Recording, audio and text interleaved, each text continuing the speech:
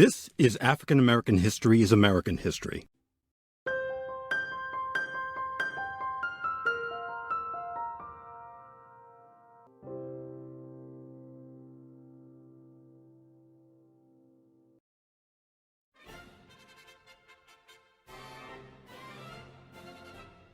In the late 1930s, as fascism tightened its grip on Europe and America began re-examining its own national identity, the U.S. government launched a curious little radio experiment called Americans All, Immigrants All, airing Sunday afternoons on CBS between November 1938 and May 1939, and produced by the WPA and the Department of the Interior's Office of Education.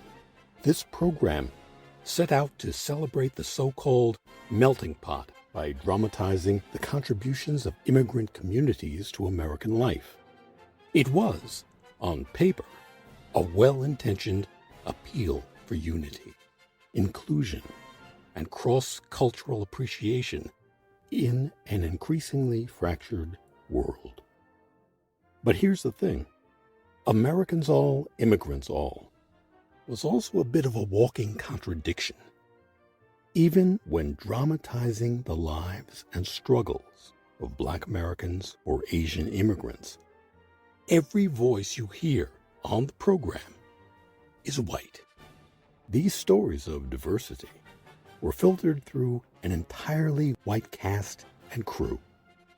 Representation was channeled through the very lens of exclusion the program claimed to oppose. A playbook still in use today, though now wielded with far less innocence.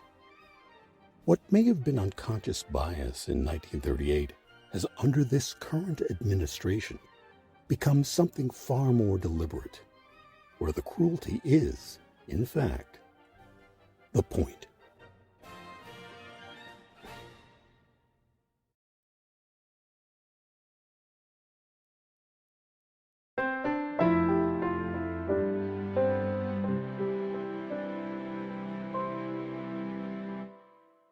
This is African American History is American History. The December 18th, 1938 episode of Americans All, Immigrants All, entitled, quote, "The Negro in America," end quote, acknowledges the existence of slavery but barely scratches the surface of its brutality, much less its origins. The Reconstruction era and Jim Crow are mentioned only in passing, and when they are, the failure of progress is subtly pinned on Black Americans themselves for, quote, not being prepared to govern themselves with freedom, end quote. The February 26, 1939 episode entitled, quote, "Orientals in the United States," end quote, offers slightly more recognition, praising Chinese laborers for their contributions to railroad construction and acknowledging Japanese workers. But the devastating impact of the Chinese Exclusion Acts almost entirely overlooked. And while the program tiptoes around the issue of anti-Asian discrimination, it makes sure to highlight their positive contributions to American gardening.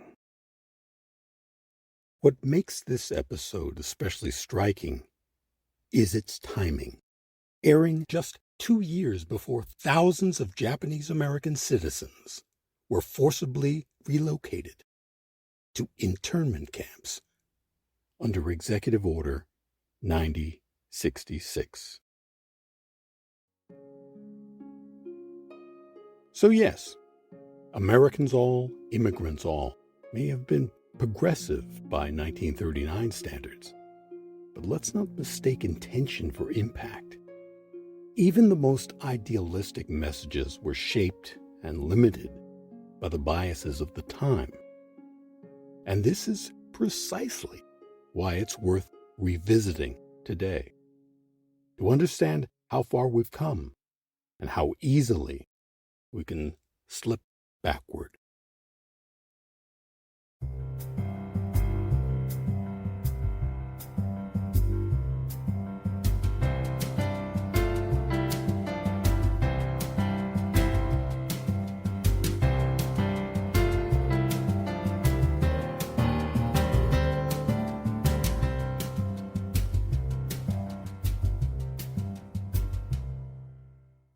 This has been African American History is American History. I'm Harlan Kearsley, and on behalf of everyone involved with African American History is American History, thank you for listening. And if you haven't done so, please subscribe. Once you do, you'll be notified as soon as new episodes are posted.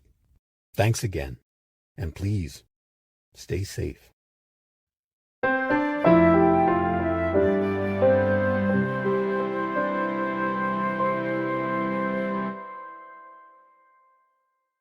African American History is American History. Copyright H.C. Kearsley, 2025.